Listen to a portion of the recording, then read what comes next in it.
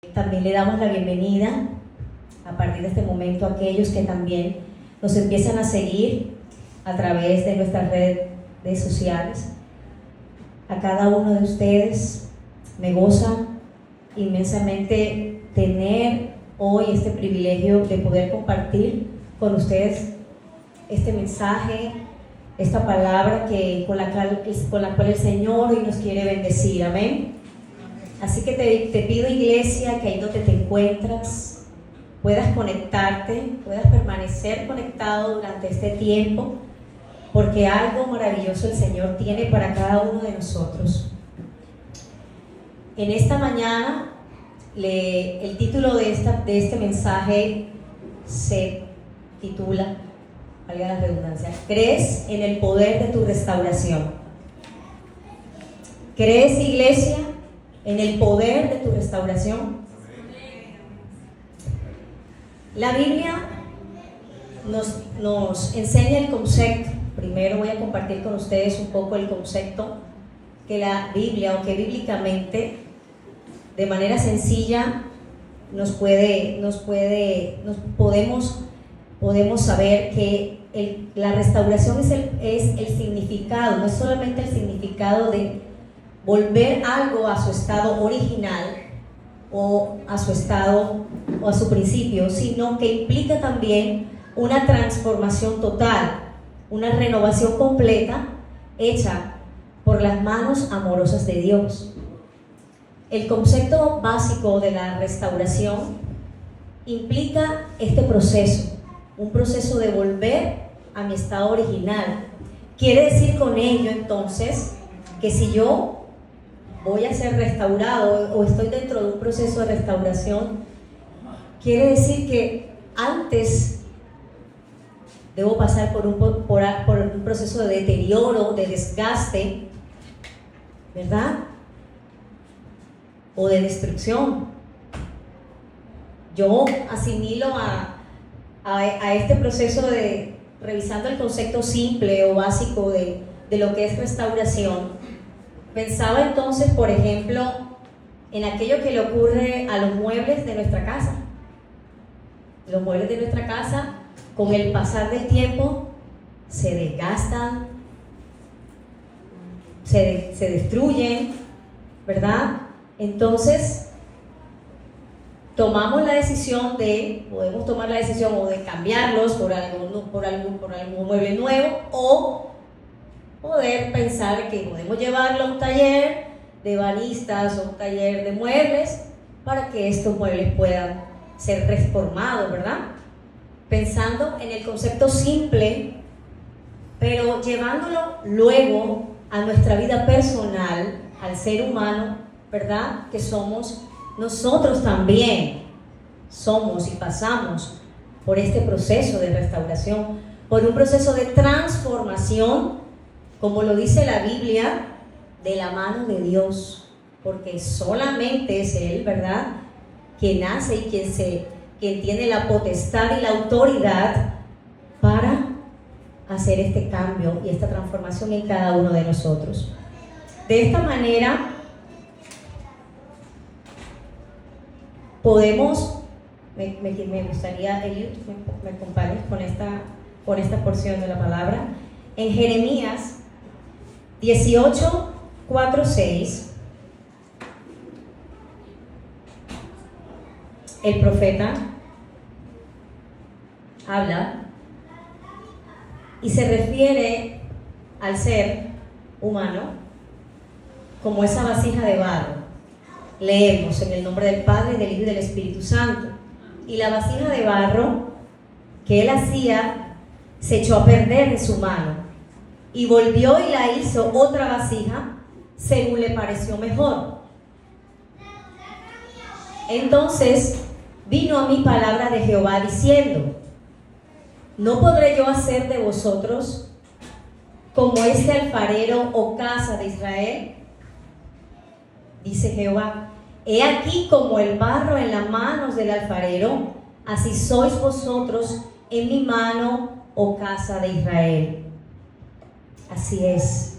Entonces nosotros, en las manos de Dios, somos ese barro animado que Dios transforma, que Dios cambia, que Dios puede transformar y moldear de acuerdo al diseño, de acuerdo a lo que Dios planeó para cada uno de nosotros, iglesia. De esta manera nosotros sí estamos también sujetos a ese proceso de restauración o renovación que Dios quiere hacer en cada una de nuestras vidas. Amén. También la vida entonces de nosotros como cristianos, creyentes, que estamos claros en que vamos a estar en este ciclo de nuestra vida cristiana, vamos a estar inmersos en este tipo de procesos. Cambiamos, trascendemos, porque cuando llegamos a Cristo, llegamos de una manera diferente a cómo después que hemos entrado en el camino del Señor, cada día a partir de allí, nuestra vida empieza a sentir cambios. Y así lo dice la palabra de Dios en 2 de Corintios 5:17. De modo que si alguno está en Cristo, nueva criatura es. Las cosas viejas pasaron, he aquí, todas son hechas nuevas. Confirmamos entonces que nuestra vida en Cristo comienza de nuevo. Antes de Cristo éramos algo diferente, todos, ¿cierto? Pero en Cristo y de la mano de Él, de aquí en adelante hasta que vuelva a venir, nuestra vida será transformada. Amén. Somos ese barro y somos esa vasija que Él cada día se preocupará por volver a diseñar. Si algo se quiebra en nosotros, si algo se deteriora en nosotros, hermanos, Dios, en su infinito amor y bondad, volverá a hacer de nosotros ese diseño que planeó desde el Génesis. Amén. Un diseño perfecto, un diseño como a la imagen de Él, porque ese fue el pensamiento del Señor. Nosotros sabemos qué pasó después con Adán y Eva, todos lo sabemos. Pero el amor de Dios es más fuerte y es más grande, que su infinita misericordia permitió que a través de nuestro Señor Jesucristo y la redención a través de nuestro Señor Jesucristo pudiéramos tener acceso al Padre nuevamente. Y es el proceso del cual este mensaje que el Señor tiene para nosotros hoy, esa oportunidad que el Señor nos da y nos brinda todos los días de poder renacer, de poder tener la oportunidad de restaurarnos, de reconciliarnos con Él, si en algún momento nos hemos alejado. Si por cualquier circunstancia que hayamos vivido a causa de los momentos, cualquier momento que nuestra vida nos permite vivir, a causa de las fallas, de los pecados que podamos cometer, porque somos imperfectos, pero aún así y por encima del pecado o de las fallas que podamos tener como hijos de Dios que somos, el Padre ahí está, presente, preocupado, porque nunca lo deja de ser. El Padre siempre se preocupa porque entre nosotros y Él haya una continua conexión, que nuestra relación con el Padre siempre esté viva, siempre esté activa. De esta manera, como lo habla el alfarero se preocupa. Si su vasija se quiebra, yo la hago de nuevo. Si mi vasija tiene una imperfección, yo la hago de nuevo. Esa es la labor del alfarero, y el alfarero es Él, es nuestro Padre Celestial, brindándonos la oportunidad que a través de Jesús podamos tener acceso a Él. Entonces, de esta manera, iglesia, la Biblia también nos habla de diferentes tipos de restauración. Y en este día y en esta mañana quiero hablarles de la restauración espiritual o la restauración a través de Jesucristo, que es la primera y quizá la fuente de donde se desprenden otros tipos de restauración que el Señor hace en cada uno de nosotros. La restauración espiritual es aquella, o se refiere a, el proceso por el cual Dios, a través de Jesucristo, repara la relación rota entre Él y la humanidad a causa del pecado. ¿Cómo llegamos al Señor? Por diferentes circunstancias.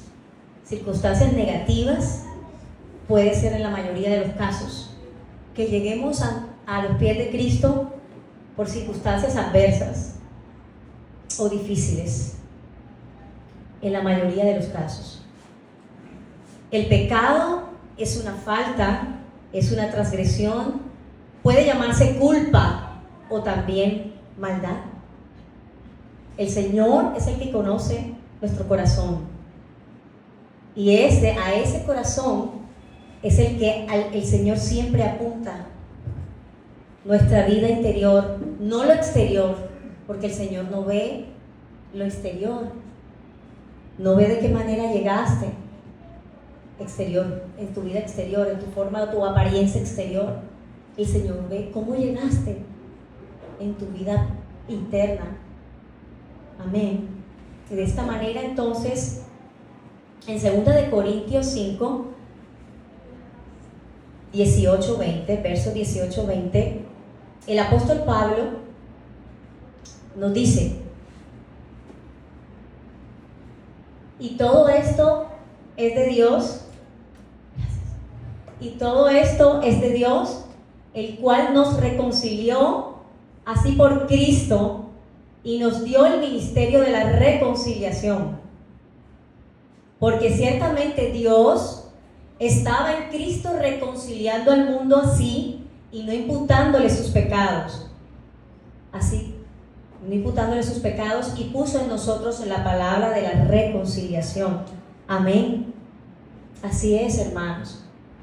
Iglesia amada por Dios, la principal preocupación de Dios es esta.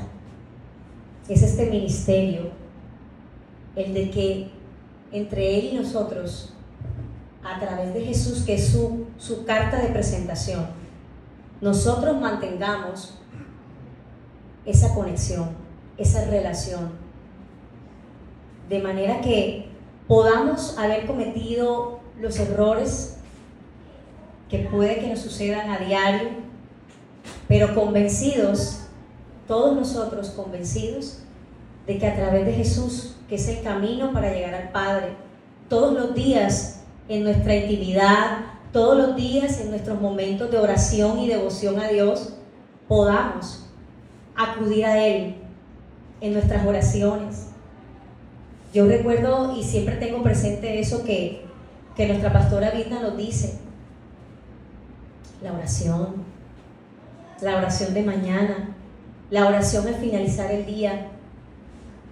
Es importante, iglesia, que nosotros no perdamos ese buen hábito, el hábito de buscar a Dios, de tener ese anhelo todos los días, de buscarle, de poder tener ese espacio de intimidad donde nosotros lo atesoremos tanto y sea ese sea el alimento más importante para nosotros todos los días. Nuestra nueva vida parte de este momento. La nueva vida en Cristo, la nueva vida de todo creyente parte de allí. De aquí en adelante caminar con Él. De aquí en adelante entregarle lo que yo soy, entregarle mis debilidades, mis fragilidades, porque somos seres tripartitos, lo sabemos: alma, cuerpo, espíritu. Luego yo le entrego a Dios eso, mis cargas, mis problemas emocionales, mi vida personal, todo lo que tiene que ver con las personas que me rodean, en mi trabajo, en mi comunidad, en la sociedad de la cual hago presencia. Todo, hermanos, todo cambia a partir de ese momento. de ese momento de transformación que le permitimos a Dios hacer a través de Jesús, porque lo hemos aceptado como nuestro único y suficiente Salvador.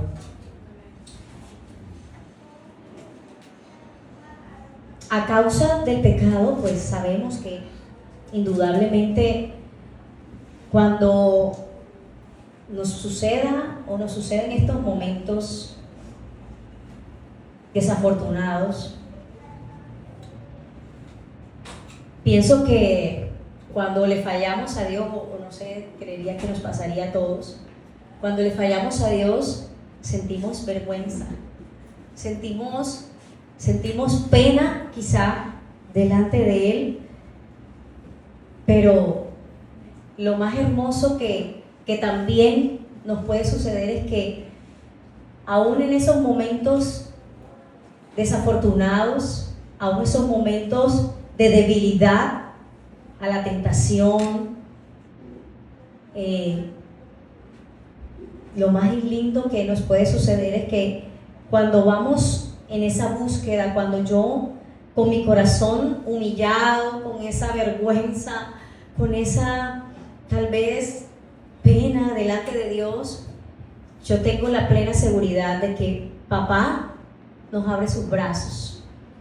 Y quisiera, pues no lo vamos a leer porque son capítulos bastante largos, pero en 2 de Samuel 11 y 12 me gustaría que pudieran leerlo detenidamente en sus devocionales personales. La historia de David con Betsabé, esa historia donde David, que todos conocemos quién fue David, un adorador, dice las escrituras que tenía el corazón como el de Dios, un corazón muy cercano al de Dios. Pero David pasó por un sinnúmero de situaciones que lo mantuvieron lejos de la presencia de Dios. En esta historia, David le sucede algo tremendo y fue haber cometido doble pecado, doble falta, adulterio más asesinato, haber enviado a matar al esposo de con quien él cometió el adulterio. Entonces, en esta historia, allí se plasma claramente que el pecado cometido por David lo avergonzó y lo separó de Dios. Pero, posteriormente a ello, David fue tocado por Dios y sobrevino en él arrepentimiento.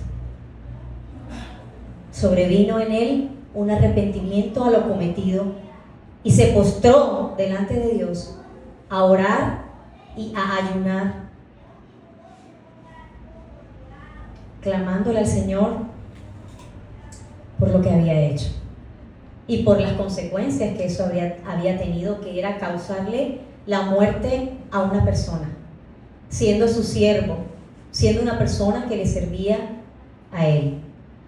De esta manera, es una manera, iglesia, dentro de esta historia, de ejemplarizar claramente lo que sucede en nuestra vida. Cuando nos pasan estas situaciones que nos separan, porque así como les dije hace un momento, siento que cuando nosotros le fallamos a Dios, sentimos pena, sentimos vergüenza. Algo nos sucede en nuestras emociones, pero como tenemos de igual manera claro la identidad que tenemos, que somos hijos y que Él es nuestro Padre, y que yo sé que tengo a Jesús también de mi lado, porque así el Señor me lo ha dicho, entonces yo puedo acceder a Él con un corazón contrito, con un corazón humillado, con un corazón dolido, sí, porque Señor, me dolió lo que hice, me dolió, Señor, la falta que cometí, pero yo sé que tú me perdonas, que tú amas al pecador, pero aborreces el pecado. Pero yo voy delante de ti, Señor, a pedirte perdón.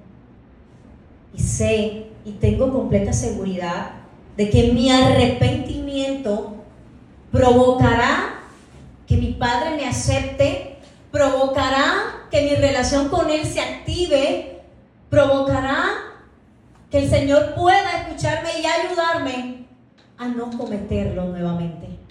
Porque no solamente es el arrepentimiento, no solamente es reconocer que fallé, es también disponer mi corazón, disponerme mi alma, mi cuerpo, mi espíritu a no volver a caer. Pero sabemos, Señor, sabemos que somos seres frágiles. Sabemos, Señor, que en esta humanidad y en esta carne que somos, Padre, a veces nos cuesta, papá, nos cuesta doblegar la carne, nos cuesta. Pero ahí estamos en la lucha, estamos en la conciencia todos los días, iglesia, yo lo sé, que todos y cada uno de nosotros, a pesar de lo que somos, de nuestra naturaleza, a pesar de eso y por encima de eso, tenemos que tener clara nuestra identidad. Y solo con eso, teniendo esa identidad de hijos, tenemos el título, tenemos el acceso y el derecho a acceder a la presencia de Dios. Entonces, yo recuerdo y también a manera de poner ejemplos cotidianos. Ahora que soy mamá y que también cumplo y debo cumplir también ciertas normas en la educación y en la instrucción de mi hijo, entonces medito, porque esta labor no es fácil. La labor de la crianza no es fácil. Debo someterme como creyente que soy de Dios. Debo entonces recordar lo que Dios me dice siempre en su palabra, que yo tengo que instruir a mi hijo en los caminos de Él, que tengo que buscar los principios que me dice la palabra de Dios para yo criar a mi hijo, para que mi esposo y yo podamos criar a nuestro hijo. Y no es fácil, porque entonces pienso, por ejemplo, lo que ahorita hablábamos sobre David y esa situación que vivió David y que tuvo entonces que caer a veces yo no sé, a veces el ser humano toca caer tan bajo para luego levantarnos. Papá tuvo que tal vez, el Padre Eterno tuvo que tal vez colocar entre la espada y la pared a David a través de su reprensión, quizá a través del enojo, porque nuestros padres se enojan cuando algo hacemos mal. A todos nos pasó chiquitos, cuando hacíamos travesuras, cuando hacíamos algo que a papá y a mamá no le gustaban. Entonces en esa época de nosotros se hablaba de castigos, porque si tú haces algo malo, te voy a castigar, te voy a quitar esto, esto y esto. Hoy en día en la educación moderna también se sigue utilizando el término reprensión o castigo, pero algo que estoy aprendiendo ahora en este tiempo, que los psicólogos y todas estas personas que tienen conocimiento sobre esto hablan de la crianza respetuosa, que tenemos que criar a nuestros hijos con valores, que tenemos que tener ante todo una comunicación directa con nuestros hijos, colocándole límites para que ellos aprendan qué es lo bueno y qué es lo que no está correcto, ¿verdad? Entonces ahora que estamos en este tiempo actual, pues yo medito, me toca meditar, porque les digo que no es fácil educar, no es fácil instruir, sobre todo que son muchos retos que nos toca pasar como papás, pero también hay alegrías, hay satisfacciones cuando sabemos que estamos haciendo un buen trabajo y que ese trabajo se está viendo reflejado en nuestros hijos. Así que, hermanos, este mensaje me ministra muchísimo. Dios no solamente se está preocupando, decía que una de las restauraciones más importantes en la que Dios trabaja en nosotros es esa, la espiritual, la conexión, que mantengamos la conexión de hijos con el Padre, que todo el tiempo nos estemos preocupando por eso. Asimismo, Dios se preocupa de una manera integral por nuestro ser interior, porque la armadura externa se desgasta también, pero cuando tengo a Cristo, cuando tengo su presencia y la presencia de su Espíritu Santo en mí y que la vivo, entonces eso genera una renovación en mis fuerzas, una renovación en mis pensamientos. Amén.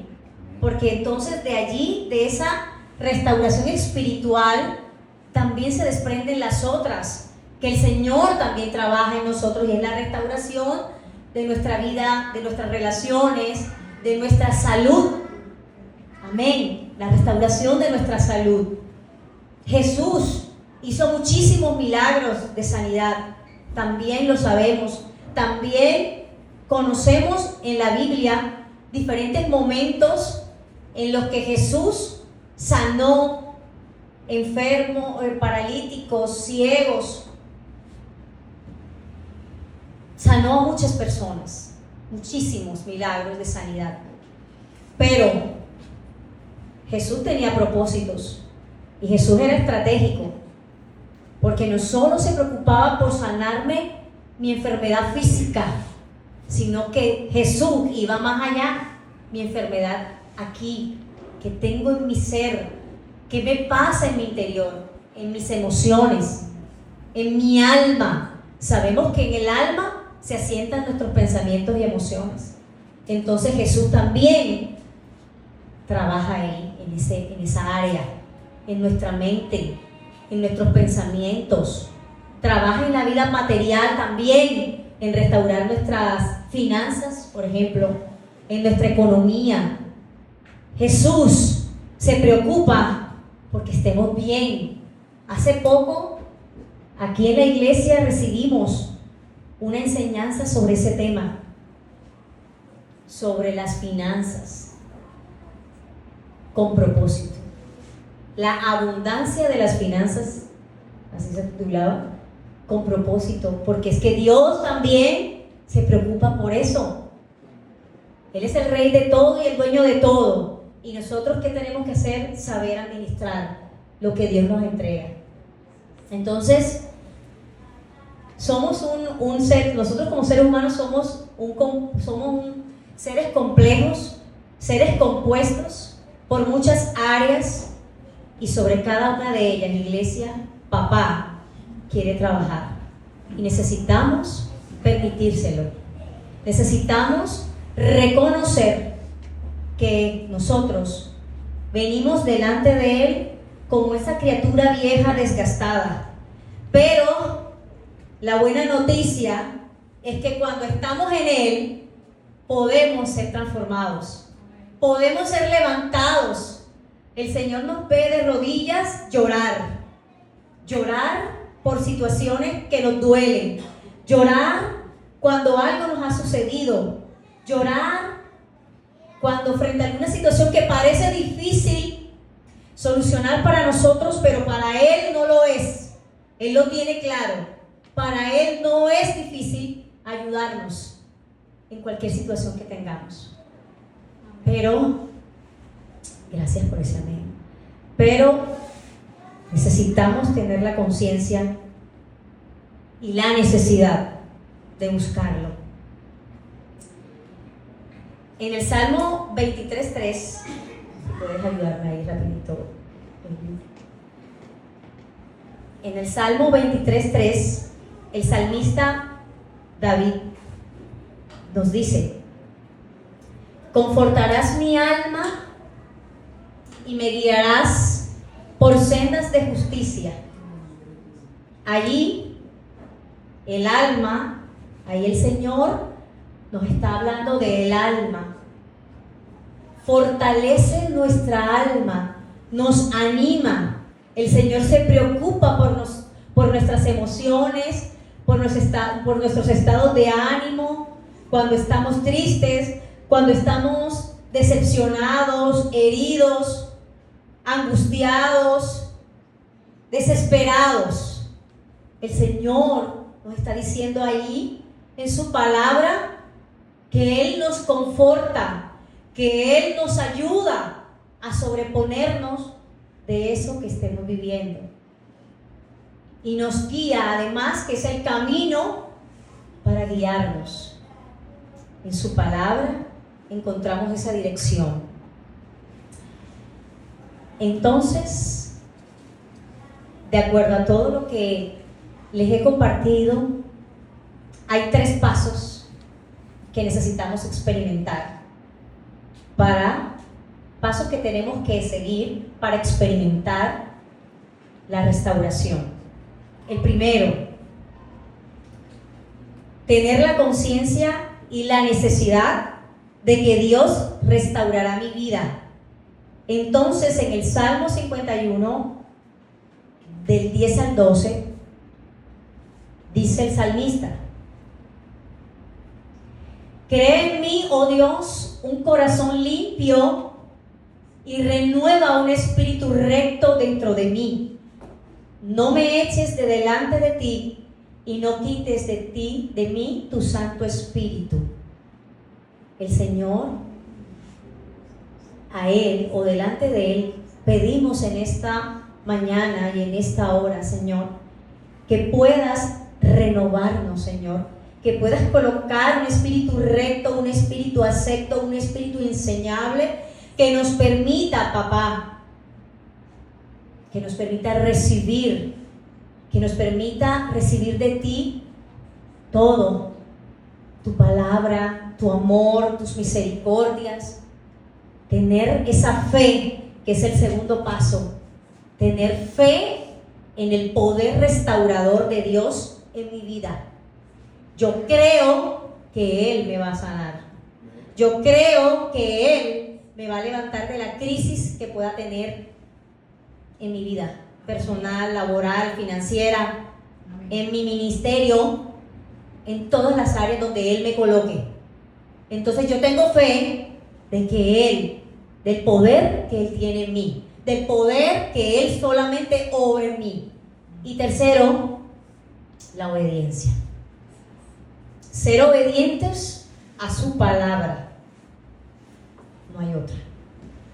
En la obediencia hay bendición. En la obediencia, cielos abiertos. En la obediencia sé que papá me escucha. Y si yo le pido, dice su palabra, pedid y se os dará.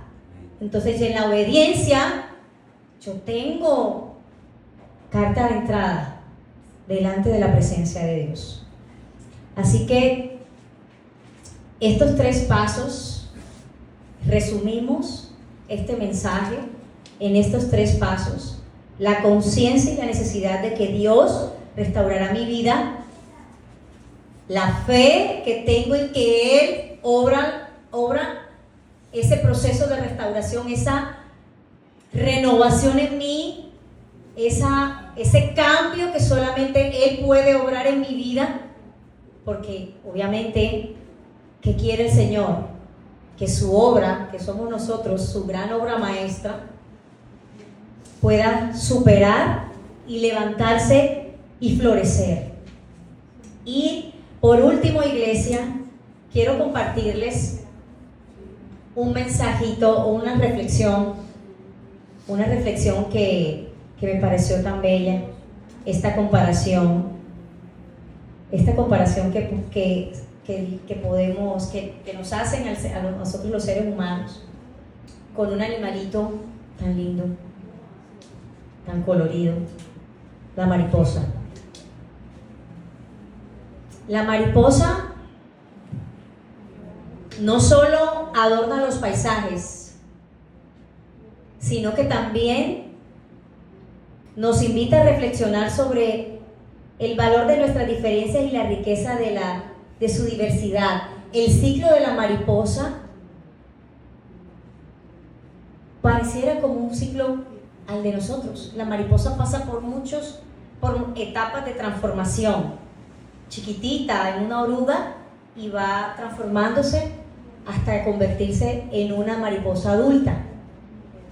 Entonces, al igual que las mariposas, cada ser en la naturaleza tiene un propósito y juntos creamos un sistema donde cada pieza es indispensable. La mariposa sufre metamorfosis, sufre cambios.